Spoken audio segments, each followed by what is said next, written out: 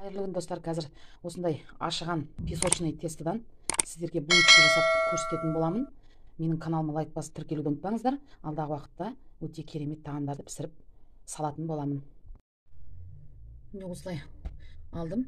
Енді қазір осылай ұзыншақ қылып алып, сосын бүйтіп алып, былай орап шығамыз.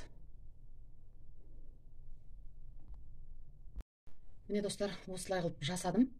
Енді 15-20 минут бетін жауып қойып қоямыз. Тағы көтерілу керек.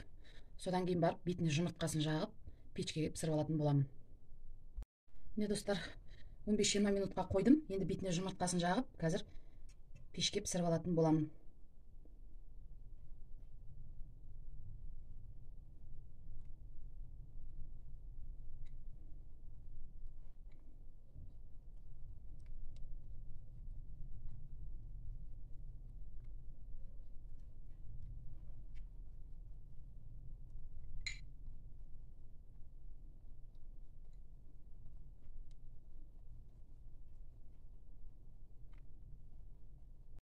Міне достар, менің булочкам осылай шықты.